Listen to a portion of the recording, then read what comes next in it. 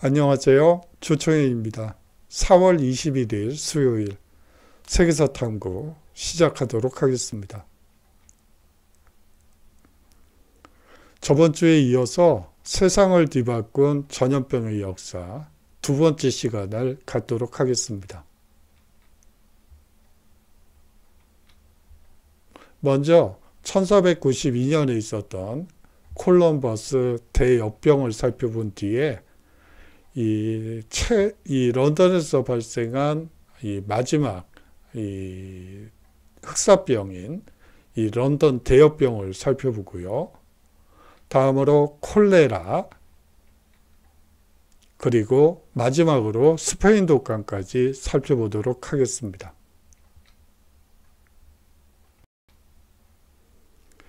전염병의 역사를 통해 전염병이 우리 인류에게 미친 다양한 결과를 살펴보도록 하죠. 1492년 콜럼버스 대역병부터 살펴보도록 하겠습니다. 여러분들이 그렇게 생각할 것 같아요. 잉카 문명이다, 아즈텍 문명이다, 여러 이 고대 문명들이 있었는데 어떻게 피사로는 148명 가지고 그 잉카 제국을 함락시키고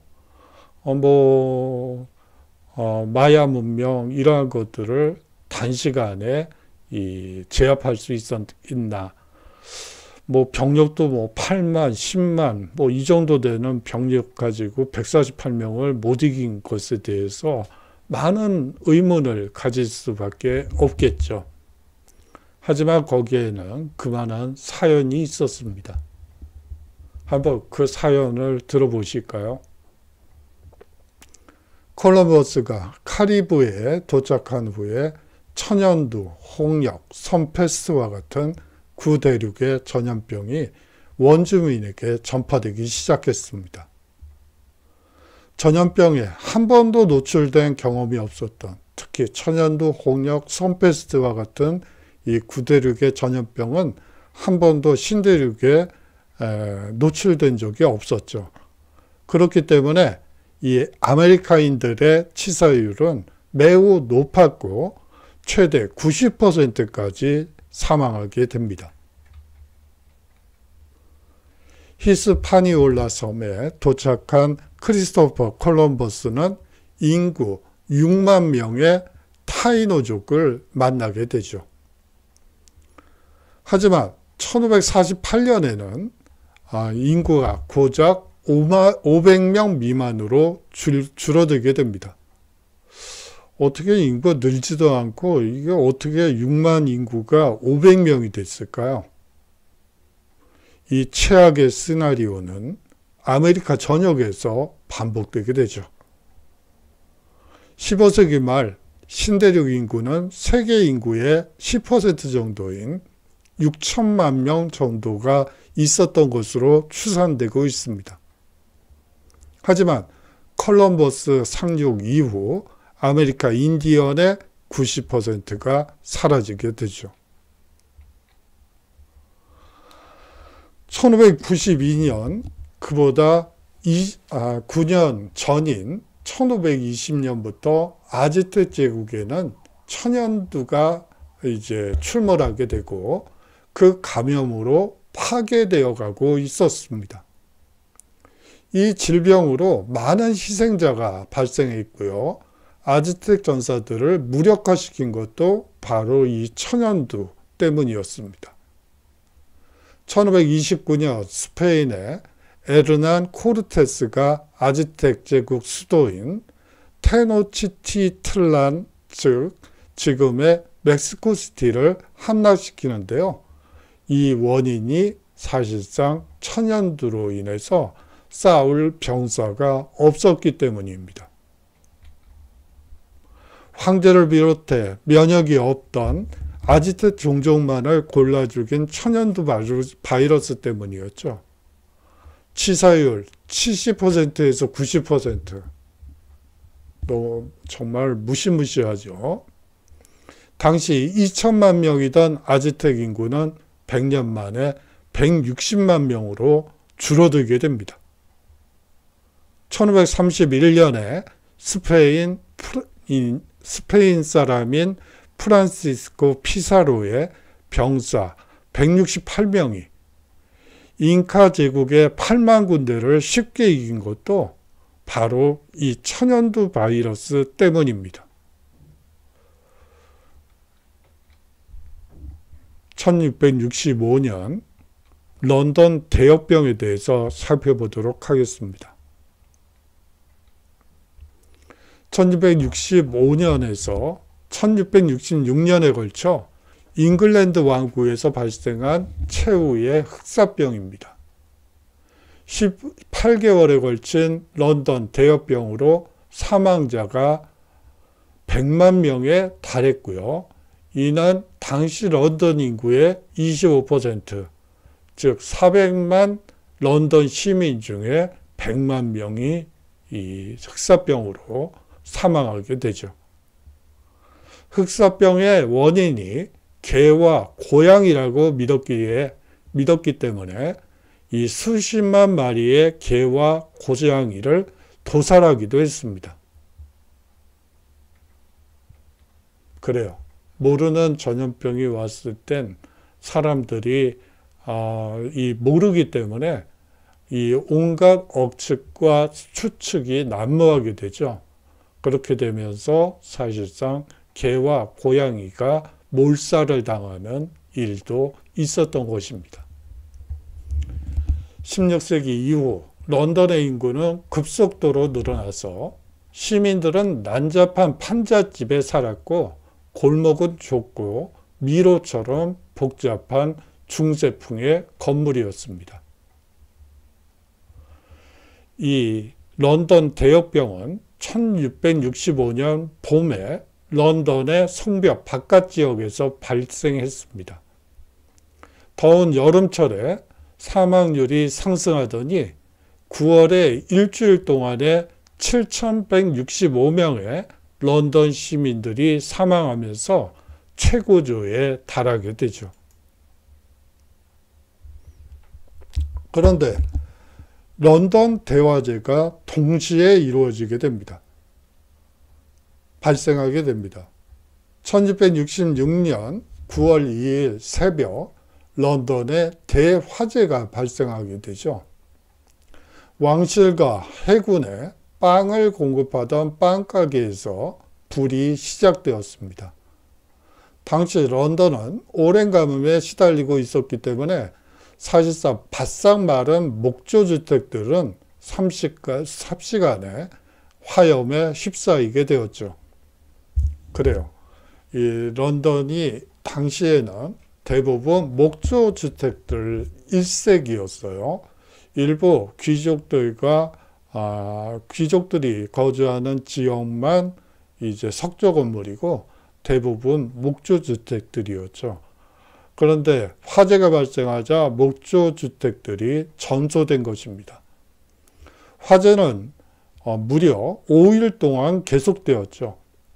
군대가 화약으로 건물들을 철거하고 만든 방아루로 겨우 불길을 잡을 수 있었다고 합니다.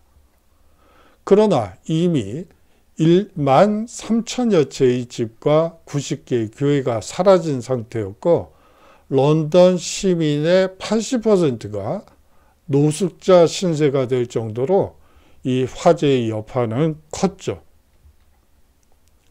1665년 발생한 런던 대화재로 수많은 인명이 목숨을 잃었지만 아이러니컬하게도 대역병 역시 사라지게 됩니다.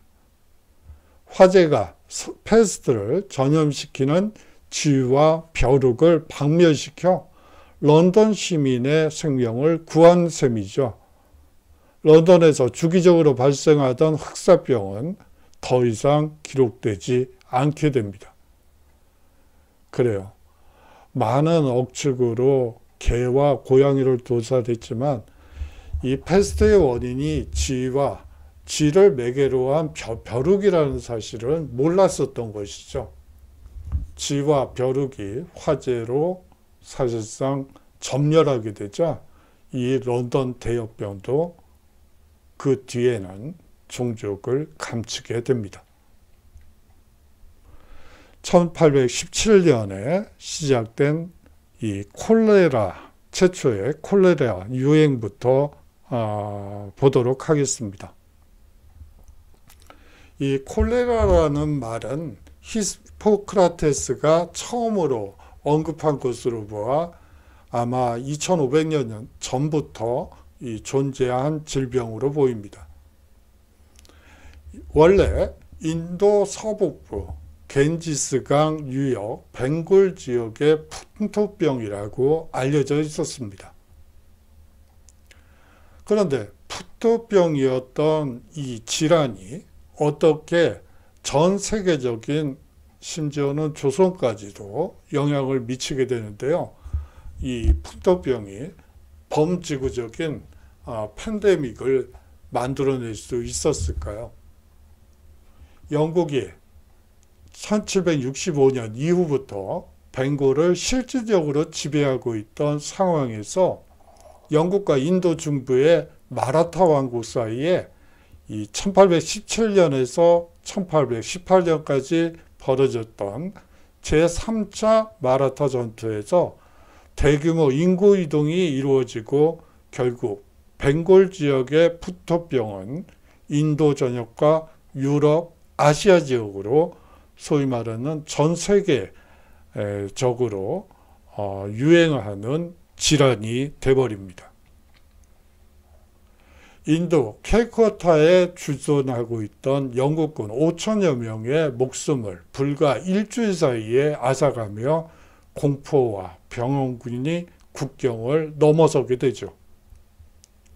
1817년경 벵골 지방에서 시작된 콜레라는 이 중국을 거쳐 1821년 순조 21년에 조선까지 침범하게 됩니다. 거의 100만에 가까운 사상자가 발생했다고 기록에 남아있죠.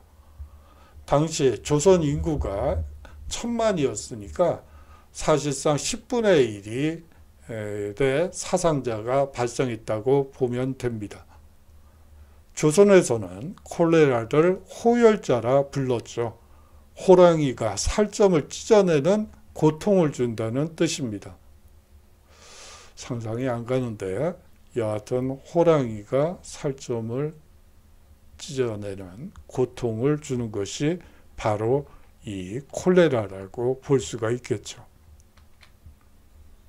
조선왕조 실록 기록을 보도록 하겠습니다.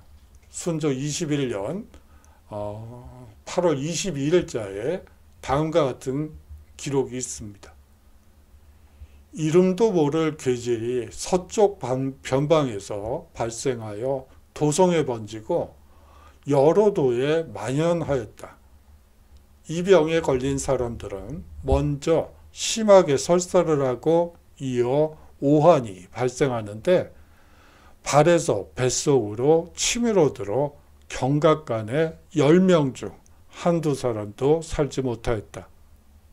이 병은 집집마다 전염되어 불똥 튀는 것보다 더 빨리 유행되었는데 옛날에 처방에도 없어 의원들이 증세를 알 수 없다고 기록하고 있습니다.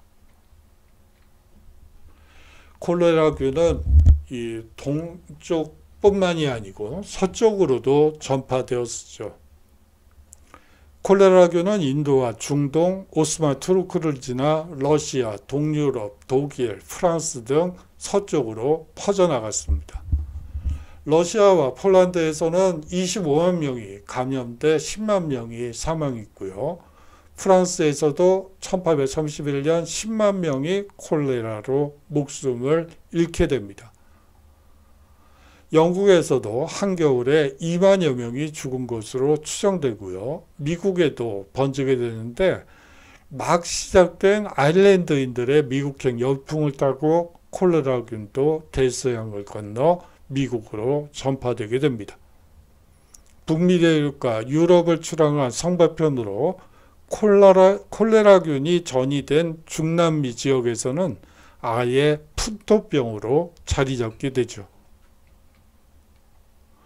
풍토병이었던 콜레라가 이처럼 세계적인 범유행병이 된 것은 사실상 교역이 늘어나고 철도, 운송 등 교통망이 확대되어 사람들의 이동이 잦아지고 도시화 등으로 인구가 밀집된 상황에서 상하수도 등의 위생시설 등이 미비하였던 것이 중요 요인이었습니다. 당시 도시 환경은 믿기 어려울 정도로 열악했죠. 시내에 돼지와 닭을 치는 집이 많아서 동물의 배설물이 거리를 메우고 있었고요. 이때까지도 곳곳에 인분 구덩이가 파여 있었고 가난한 사람들은 이를 운반하여 거름으로 팔고 있었습니다. 점차 수세식 화장실이 보급되기도 했는데요. 이 시기에요. 이번에는 오물을 그대로 이 테임즈강에 흘려보내서 오히려 상황을 더욱 악화시켰죠. 온갖 오물을 테임즈강에 버린 다음 시민들이 다시 그물을 먹고 있었으니 수인성 전염병이 폭발적으로 퍼지지 않을 수 있는 방법이 없었던 것입니다. 그야말로 더러운 물을 마실 수밖에 없는 상황에서 이 수인성 전염병인 콜레라가 이 도처에서 발생하는 것은 어찌 보면 자연스러운 일이라고 볼 수도 있겠죠. 이 콜레라는 사회 내부 갈등을 유발시키기도 했습니다. 부르주아들은 주로 하층민 구역에서 콜레라가 터져나오는 현상에 주목했습니다. 더럽고 축축한 기운이 병을 일으킨다는 전통적 장기 이론은 노동자와 하층민의 도덕적 타락과 방종이 도끼를 만들어낸다는 기이한 논리로 변형되었던 것이죠. 이에 대해 하층민은 귀족과 의사들이 일부러 병을 퍼뜨린다고 주장했습니다. 런던에서는 의사들이 해부용 시체를 구하기 위해서 일부러 병을 퍼뜨려 환자를 죽였다는 비난까지 나오게 되죠.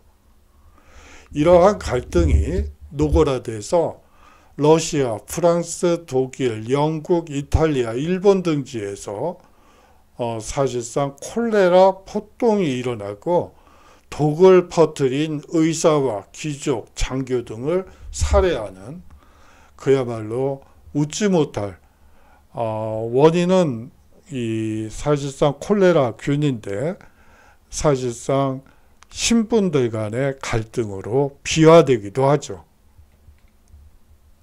콜레라의 예방에 크게 공헌한 사람은 존 스노우라는 영국의 마취과 의사이고요. 이 사람은 그 영국 여왕 빅토리아, 지금 생각이 났네요. 빅토리아 여왕의 출산을 도왔던 산부인과 의사이기도 합니다. 이 스노우는 사망한 사람들의 거주지와 이 그들의 섭취물을 조사하는 과정에서 그들의 죽음과 그들이 즐겨 마시던 펌프물에 어떤 연관이 있음을 발견하게 됩니다. 즉 더러운 공기의 문제가 아니라 병균에 오염된 물이 문제라는 것을 밝혀냈던 것이죠. 존 스노우는 문제의 펌프를 중심으로 사망자들이 밀집되어 있음을 알아낸 뒤에 문제의 펌프 손잡이를 제거하여 더 이상의 전염병 확산을 막아냈습니다. 현대 역학의 아버지라 불리죠. 이 역학이란 감염병이 어디서 시작되고 어떻게 퍼져가는지를 알아내는 학문을 역학이라고 합니다. 이 콜레라 백신은 이 파스테르에 의해 우연히 발견되게 되죠. 이 콜레라에 걸린 닭의 치료법을 찾던 파스테르는 이 조수에게 콜레라균을 배양할 것을 지시하게 됩니다. 그러나 조수가 휴가를 떠나며 콜레라균을 방치하는 바람에 한 달 후 콜레라균이 배양된 상황에서 닭들에게 접종을 실시했죠. 이 접종된 닭들은 콜레라에 더 이상 걸리지 않았다고 합니다. 그러면서 콜레라 백신이 개발된 것이라고 볼 수 있습니다.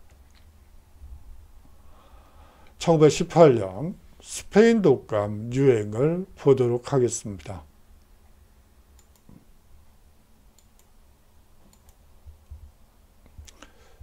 죄송합니다. 이 1900년대 이후에 가장 무시무시한 대유행은 이 H1N1 인플루엔자 바이러스에 의한 스페인 독감입니다. 이 1918년에서 1920년에 걸쳐서 이 대유행한 스페인 독감은 당시 16억이었던 세계 인구의 3분의 1을 감염시키고 최소 2,500만 명에서 최대 1억 명의 목숨을 앗아갔습니다. 이 1918년 이 무렵은 사실상 제1차 세계대전이 끝나갈 무렵이었습니다. 그렇기 때문에 이 병사들도 전쟁터에서 스페인 독감으로 인해서 많은 사망자들이 나왔는데요. 사실상 이 스페인 독감 때문이었다는 점을 밝히지 않게 됩니다. 전쟁에 나간 군사들의 사기를 떨어뜨리는 보도 내용이라고 해서 이 보도를 하지 못하도록 검열에 나섰기 때문이죠. 예, 그 내용은 조금 이따 말씀을 드리고요. 이 스페인 독감은 사실은 조류 독감 바이러스로 인한 조류 독감이라고 보시는 게 맞습니다. 사람과 새가 가깝게 접촉했을 때 이 바이러스가 인체로 옮아갈 수 있죠. 이 미국 캔자스주에 위치한 외딴 농장에서 이 스페인 독감은 시작되게 됩니다. 여러분들이 좀 의아하실 거예요. 아니, 스페인 독감이라는데 웬 미국 캔자스주에서 그것도 외딴 농장에서 시작했다는 거죠. 거기에 대해서도 뒤에 자세히 말씀드리도록 하겠습니다. 이 농장에 살던 엘버트 기첼은 H1N1 인플루엔자 바이러스에 감염된 후 미 육군에 징집당하게 됩니다. 많은 신병으로 붐비던 캔자스 퍽스턴 기지에 입소하게 됐고요. 이 엘버트 기첼은 취사병으로 근무하게 됩니다. 1918년 3월 4일 엘버트 기첼은 이 열과 두통을 호소하며 의무실을 찾음으로써 전 인류를 죽음의 공포로 몰고 갔던 스페인 독감이 시작된 것이죠. 이 정체 모를 이 신종 조류 독감은 그 기지를 휩쓸게 됩니다. 3주도 안 되어 1,100명이 중태에 빠졌고 38명이 목숨을 잃었죠.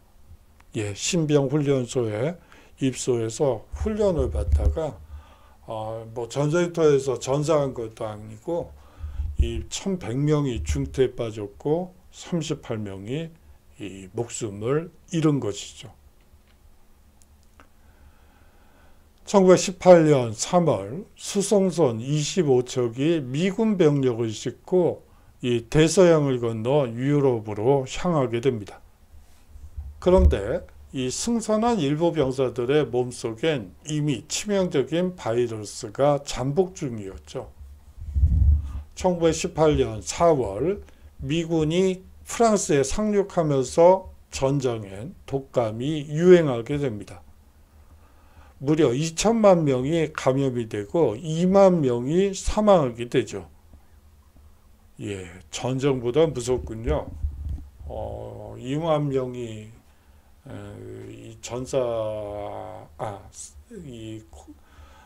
스페인 독감으로 사망했으니까요. 최초 감염자가 독감에 걸린 지 40일 만의 일로서 이 바이러스는 이 유럽 전역으로 퍼지게 됩니다. 스페인 독감에 걸린 영국군은 30만 명에 육박했고요.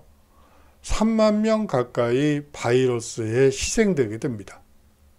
영국 정부는 프랑스 전선에 있던 일부 중환자 치료를 위해 영국으로 이송작전을 펼치게 되죠. 바이러스는 배를 타고 영국으로 건너가 철도와 도로를 따라 빠르게 확산되게 됩니다.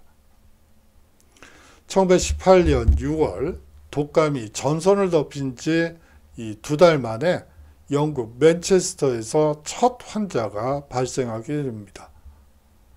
영국에 상륙한 바이러스는 이 전국에 동시다발적으로 퍼지게 되죠. 6주도 안 돼서 10만 명 이상이 감염되게 됩니다. 아까도 말씀드렸다시피 최초의 발병자가 나온 곳은 미국인데 왜 스페인 독감이라고 불릴까요?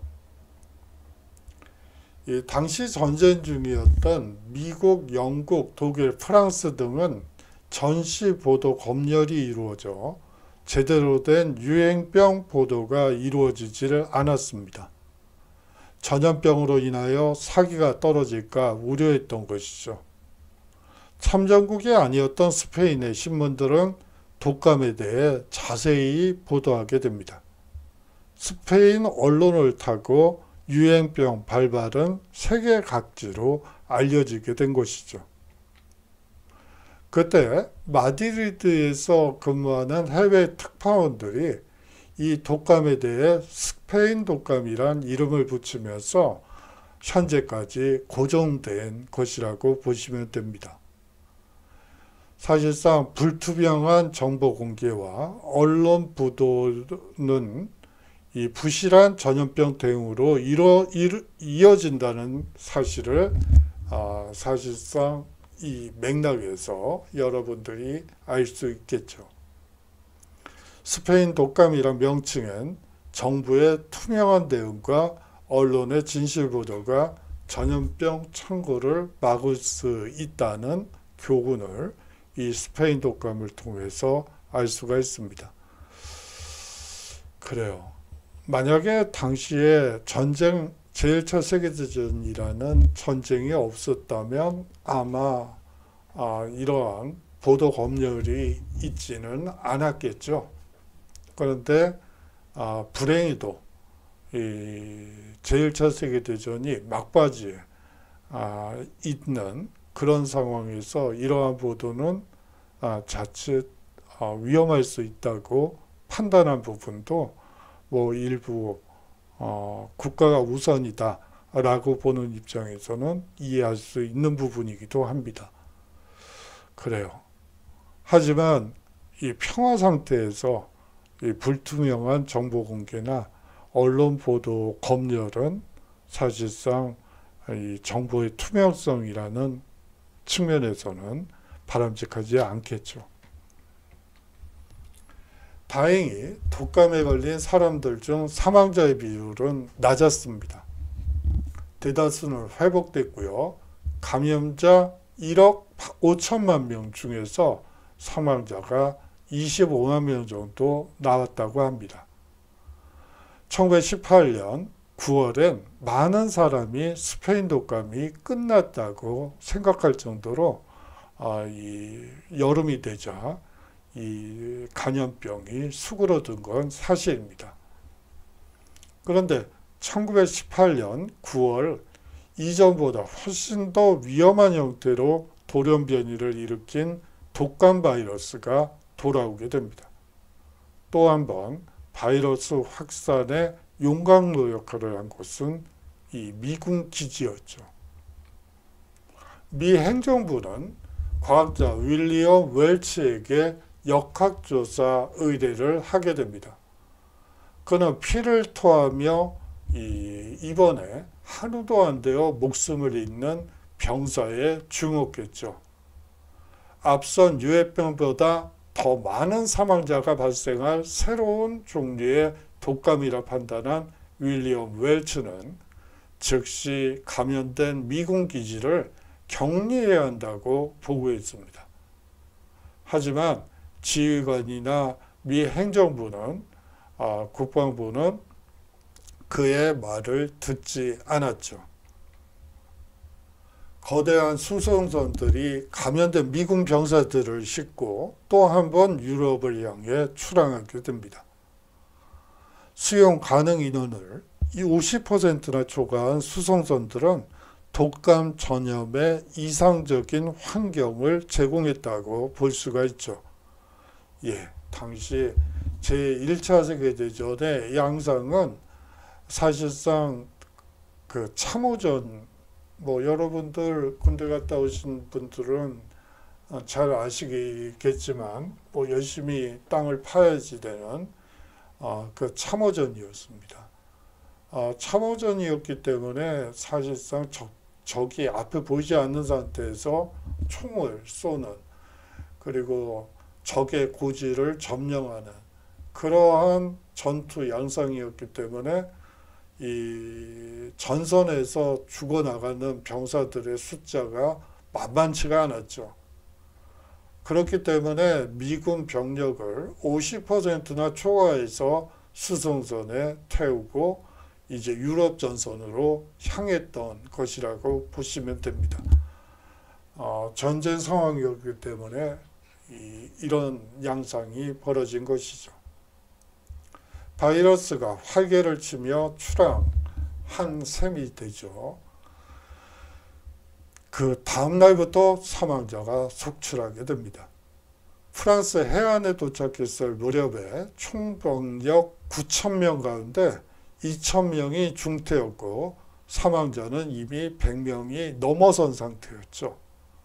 환자들은 도착한 지 24시간도 안 돼 이 중태였던 환자들은 24시간도 안 되어 세상을 떠났습니다. 그리고 유럽에 이 유행병이 발병하게 되죠.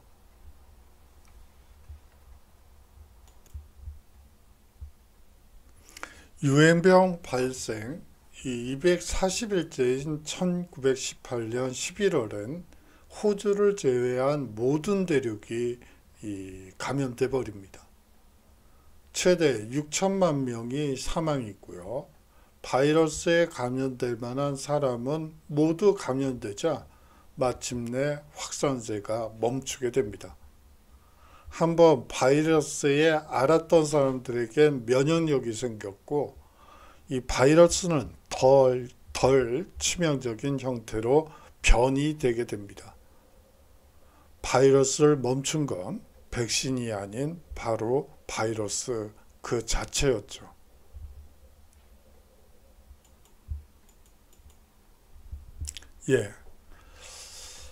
이 전염병의 확산이 인류에게 미친 영향은 무엇이었을까요? 콜레라에서도 봤었고요.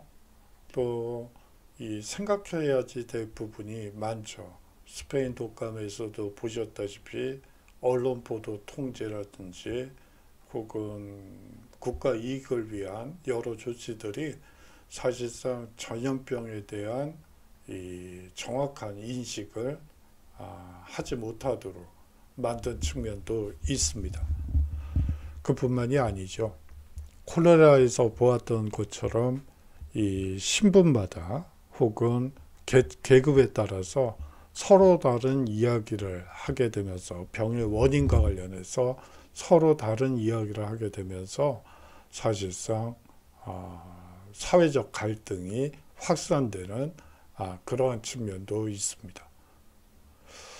사실 요번 주에 이제 과제를 여러분들께 8주차 과제를 드려야지 되는데 굳이 시험 기간인데 여러분들께 부담을 드릴 필요는 없을 것 같습니다. 요번 주는 빼도록 하겠고요. 여러분들이 이제 시험을 보고 계실 텐데 원래 이 중간고사 무렵이 가장 날씨가 좋은 계절이죠. 뭐 2학기 때도 중간고사 때가 가장 날씨도 좋고 여행하기 좋은 그런 계절인데 뭐 여행은 뭐 어차피 못 가는 거니까 뭐 그렇다 치지만 날씨가 왜 이렇게 추운지 냉한지 모르겠어요. 여러분들 환절기고 그러니까 이 건강에 유의하시면서 공부하시기 바랍니다. 제가 오늘은 좀 일찍 끝내려고 했는데 좀 길어진 것 같습니다. 죄송하게 생각하고요. 다음 주에 건강한 모습으로 새로운 주제를 가지고 여러분들과 인사드리도록 하죠. 자, 수고 많으셨고요. 안녕히 계십시오.